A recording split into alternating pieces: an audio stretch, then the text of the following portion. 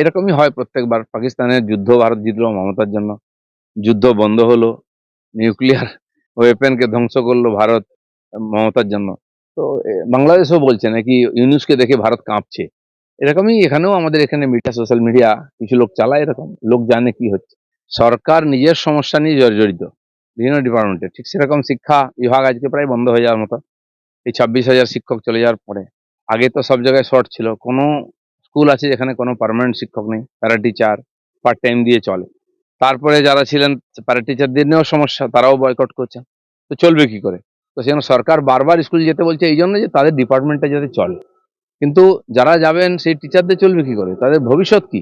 এটা পরিষ্কার না করলে লোক কি করে যেতে পারে এরকম অনিশ্চিত ভবিষ্যতের সঙ্গে? সরকারকে আগে পরিষ্কার করতে হবে কি চায়। কিছু লোককে ভাতা দেবে, কিছু লোককে দেবে না। এইভাবে কদিন চলতে পারে? সেজন্য এর সমাধান আছে কোর্টে। কেন সরকার কোর্টে গিয়ে বলছে না যারা যোগ্য তাদেরকে চাকরি ফেরত দিন, অযোগ্যদের কাছ থেকে যদি আপনি টাকা নিয়ে থাকেন তাদেরকে আপনারা বুঝে নিন। টিএমসি সরকার যতদিন আছে কোনো আশা নেই দিয়ে সরকার কেন্দ্র সরকারের হারে পাওয়ার। সেজন্য পরিবর্তন করুন, সুবিধা নিন। দেখুন, ভারত চিরদিনই মানবতার পক্ষে আছে। বিশ্বের যে কোনো জায়গায় মানবতা সংকট হলে ভারত তার সাধ্যমতো করে। হয়তো আমাদের সামর্থ্য আছে, সামর্থ্য ছিল না কিন্তু আমরা সংস্কৃতিকে ভুলিনি। তো তুর্কি যেমন আছে পাকিস্তানের মতোই তাদের ক্যারেক্টার, শুধু তাই নয় অন্যান্য দেশও তাকে বয়কট করবে। ভারতের সহ্যের সীমা পার করেছে ওরা, বিশ্বাসঘাতকতার সঙ্গে সঙ্গে আর চক্রান্তও করেছে আমাদের বিরুদ্ধে। তো তার তো শাস্তি পাওয়া উচিত আছে। তো আমরা জানি যুদ্ধ তো বিভিন্ন ধরনের হয়। তার বিরুদ্ধে আর্থিক যুদ্ধ ভারত শুরু করেছে।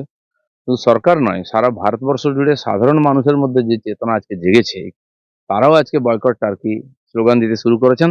এবং এর ফল ভুগতে হবে তুর্কিকে। আমরা জানি চায়না বহু জিনিস এ টু জেড ভারতবর্ষে বিক্রি করে, আমাদের পুজোর সামগ্রী পর্যন্ত। 2 বছর আগে দীপাবলির সময় বয়কট চায়না স্লোগান দেওয়া হয়েছিল। কমসে কম 50,000 কোটি টাকার তাদের ক্ষতি হয়েছিল ব্যবসায়।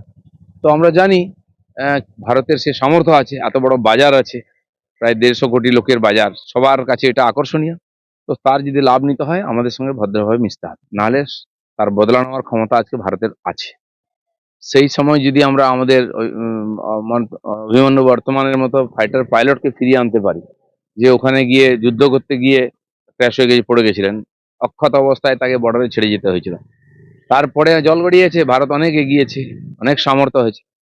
বর্ডারে এগুলো ছোটখাটো ঘটনা হয়ে থাকে, কিন্তু আমরা পুরো ভরসা করেছিলাম সরকার সসম্মানে অক্ষত অবস্থায় আমাদের ফৌজিদেরকে নিয়ে আসবে, বিএসএফ জওয়ানকে। আর সেটাই হয়েছে।